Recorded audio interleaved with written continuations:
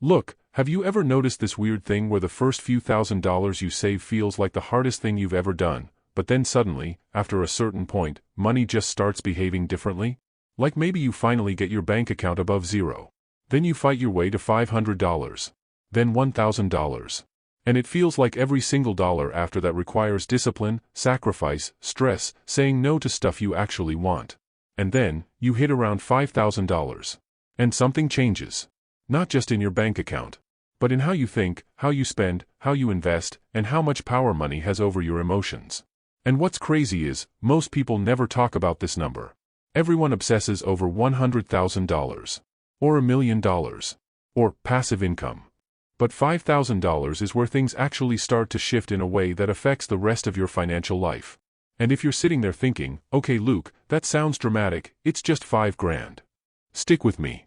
Because here's what most people don't realize, the jump from $0 to $5,000 changes your financial trajectory more than the jump from $50,000 to $100,000. And today, I'm going to explain exactly why. My name is Luke, and I spend way too much time thinking about money, psychology, and why people keep making the same financial mistakes over and over again. And if you're someone who's trying to get ahead financially, but feels like no matter how hard you work, you're always one emergency away from starting over, make sure to hit that subscribe button. And give this video a thumbs up if this helps you out, because I promise you, this is not another, just hustle harder lecture. This is about understanding the invisible line most people never cross. Here's the assumption almost everyone makes. More money just means more comfort. That's not true. Money doesn't change your life in a straight line. It changes your life in thresholds. And $5,000 is one of the most important thresholds there is. In fact, according to a Federal Reserve report, nearly 37% of Americans can't cover a $400 emergency without borrowing money. Let me repeat that. Almost 4 out of 10 people would need a credit card or a loan to handle a surprise bill smaller than your rent. So if you have $5,000 saved, you're already ahead of millions of people, not because you're rich, but because you've crossed a psychological and mathematical boundary. And this is where it gets really interesting. The first shift, money stops being purely reactive. When you have less than $5,000, money is reactive. Every dollar already has a job before it even arrives. Your paycheck comes in and immediately gets assigned to rent, food, gas, debt, something you forgot about. There's no flexibility. And because there's no flexibility, your brain stays in survival mode. This is backed by research from Princeton and Harvard. Financial scarcity literally reduces cognitive bandwidth. Translation? Being broke makes you worse at making decisions. Not because you're bad with money, but because your brain is overloaded. Now once you pass around $5,000, something subtle happens. You stop asking, can I afford this?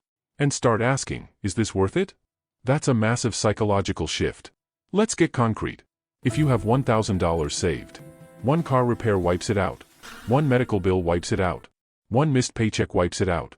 You're still fragile. But at $5,000? Now you can handle a $1,200 car repair, a $900 emergency, a surprise expense, and still have money left. That leftover money is what creates confidence. Not arrogance. Not recklessness. Confidence. And confidence changes behavior. Now you might be thinking, okay Luke, but $5,000 isn't that much money anymore. You're right. It's not life-changing money. But that's not the point. It's decision-changing money. And decision-changing money compounds faster than almost anything else. The second shift, you stop using debt as a safety net. Here's what most people don't realize. When you don't have cash, debt feels like security. Credit cards feel like backup plans. Loans feel like solutions. But when you have $5,000 in the bank, debt loses its emotional grip on you. You stop saying, I'll just put it on the card. And start saying, I don't need to finance inconvenience. That alone saves you thousands over a lifetime. The average American credit card interest rate is over 20%. That means every $1,000 carried costs you $200 per year. At $5,000 saved, you're not just holding money, you're avoiding future losses. The third shift, you can finally think long-term. Before $5,000, everything is short-term. How do I get through this month? How do I survive this bill? How do I not mess this up? After $5,000? You can think in years instead of weeks. This is where investing becomes real, not because you suddenly have tons of money, but because you can handle volatility. You're no longer terrified of your account going down temporarily. And that psychological tolerance is what separates people who invest successfully from people who panic. Let me tell you a quick story. Two people. Same job. Same salary. Person A has $800 saved. Person B has $5,200 saved. Person A avoids investing because it feels risky. Person B invests $300 a month automatically. 5 years later? Person B didn't magically earn more. They just had room to breathe. And breathing room creates better decisions. Here's something nobody tells you. Once you have a financial buffer, your time becomes more valuable to you. You stop doing things that save money but destroy your energy. You stop chasing tiny discounts at the cost of hours. You stop saying yes to every side hustle that pays pennies. You start optimizing for leverage, not grind.